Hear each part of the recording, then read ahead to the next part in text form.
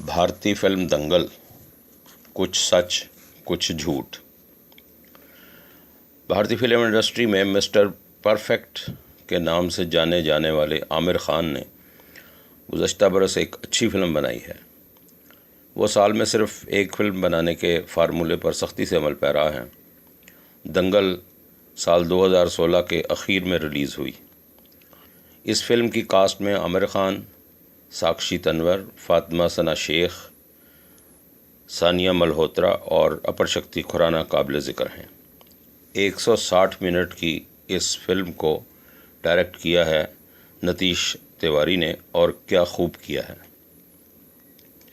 Film کی کہانی کھرانا کی زبانی کچھ یوں ہے کہ ماضی کا ایک گولڈ میڈلسٹ پہلوان مہاویر سنگھ فوگاٹ بڑی شدت سے آرزو کرتا ہے کہ اس کا بیٹا پہلوانی کی اس روایت کو جاری رکھے اور ایک بار پھر ملک کے لیے گولڈ میڈل حاصل کرے، لیکن اوپر تلے بیٹیاں پیدا ہونے کی وجہ سے اس کا یہ خواب اسے اذیت میں مبتلا رکھتا ہے۔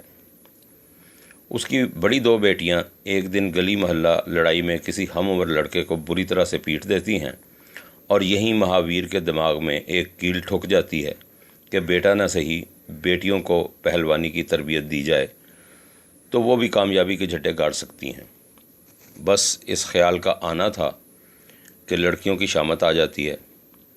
ہر روز صبح ان کو منہ اندھیرے جگا دیا جاتا ہے، ورزش کروائی جاتی ہے، دوڑ لگوائی جاتی ہے، پہلوانوں والی خوراک کھلائی جاتی ہے، اور دیگر تمام چٹ پٹی اشیاء مثلاً گول گپے، اچار، چٹنی، چاٹ جو کہ لڑکیوں کی پسندیدہ چیزیں ہیں ان پر حرام کر دی جاتی ہیں۔ اور تو اور ان کے سر کے بال بھی مونڈ کر پہلوانوں کی طرز کے بنا دیے جاتے ہیں۔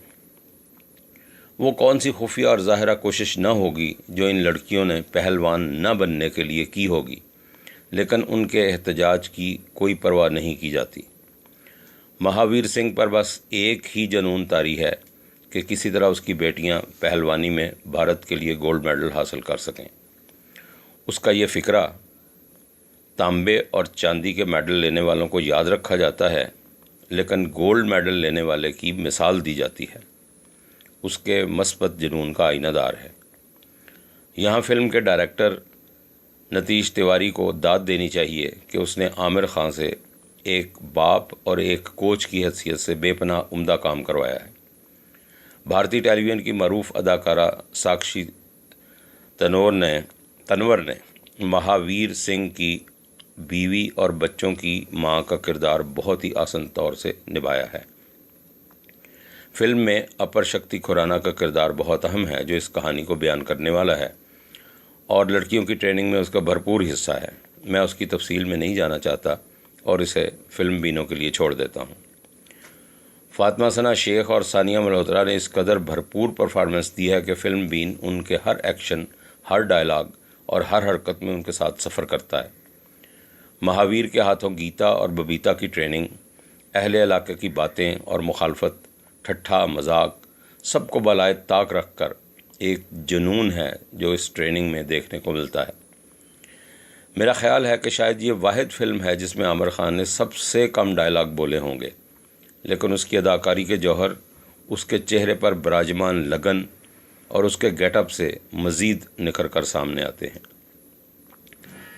جس ملک میں کرکٹ جیسی کھیل کو مذہبی درجہ حاصل ہو، وہاں پہلوانی کے موضوع پر اور وہ بھی ویمن ریسلنگ پر کامیاب فلم بنانا بذات خود ایک زبردست کام ہے۔ اگر مہاویر سنگھ کی نرینہ اولاد ہوتی تو وہ یقیناً اپنے بیٹے کو ہی پہلوان بناتا، لیکن حالات نے اسے مجبور کر دیا، اور یوں اس کی اس کوشش میں صدیوں سے کسی نہ کسی طور پر جاری پدری نظام کے خلاف ایک جدوجہد بھی نظر آئی ہے۔ اب کچھ ذکر ہو جائے ان باتوں کا جو اس فلم میں حقیقت کے برعکس ہیں۔ مہاویر فوگٹ کی خود نوشت اکھاڑا کے مطابق جب مہاویر کے ہاں شدید خواہش کے برعکس پہلی بچی گیتا پیدا ہوئی تو اس کی بیوی نے ناپسندیدگی کا اظہار کیا تھا، جبکہ دنگل میں یہ اظہار مہاویر خود کرتا ہے۔ اسی طرح دنگل میں گیتا کے کوچ کا منفی رویہ بھی درست نہیں، کیونکہ گیتا اور ببیتا کے اصلی کوچ پی آر سوڈی کے مطابق ایسا ہرگز نہیں ہوا تھا۔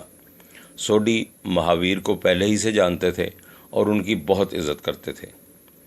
یہ بھی دکھایا گیا ہے کہ اسپورٹس اکیڈمی میں جا کر گیتا کوئی گولڈ میڈل نہیں جیت پاتی، لیکن حقیقت میں گیتا نے 2009 میں پہلی بار اور 2010 میں کامن ویلتھ گیمز کا دوسری بار گولڈ میڈل جیتا تھا۔ فلم میں یہ بھی دکھایا گیا ہے کہ فائنل کے آغاز میں مہاویر کو ایک کمرے میں بند کر دیا جاتا ہے تاکہ وہ گیتا کو کوچ کے الٹ کوئی ہدایات نہ دے سکے، جبکہ حقیقت میں مہاویر مقابلہ شروع ہونے سے میڈل ملنے تک رنگ کے باہر موجود تھے۔ یہ بات بھی خود نوشت اکھاڑا میں تحریر ہے۔ دنگل کے مطابق گیتا نے ایک مشکل مقابلے کا سامنا کیا اور آخری راؤنڈ کے آخری منٹ میں کامیابی حاصل کی، جبکہ اصلی مقابلے میں گیتا نے دوسرے راؤنڈ میں یہ مقابلہ بہت ہی آسانی سے جیت لیا تھا اور مقابلہ تیسرے راؤنڈ تک گیا ہی نہیں تھا۔ فلم میں ریسلنگ کے مقابلے کچھ طویل بھی ہیں، لیکن شاید فلم کی ضرورت بھی ہیں۔ جہاں تک فلم کی موسیقی کا تعلق ہے تو یہ کہنا بے جا نہ ہوگا کہ موسیقار پریتم نے فلم کو اچھا میوزک دیا ہے۔ فلم میں آنسو بھی ہیں، دل سوزی بھی ہے، حب الوطنی بھی ہے، مایوسی اور آوازاری بھی ہے، دکھ، تکلیف اور خوشی بھی ہے۔ جو فلم ساز سمجھتے ہیں کہ دل فریب موسیقی کے بغیر اور نان کمرشل مسائل کو لے کر فلم کامیاب نہیں ہو سکتی، ان کی آنکھیں کھولنے کو یہ فلم کافی ہے کہ اصل زندگی اور زمین سے جڑے مسائل پر بننے والی فلم بھی کامیابی کے زینے طے کر سکتی ہے۔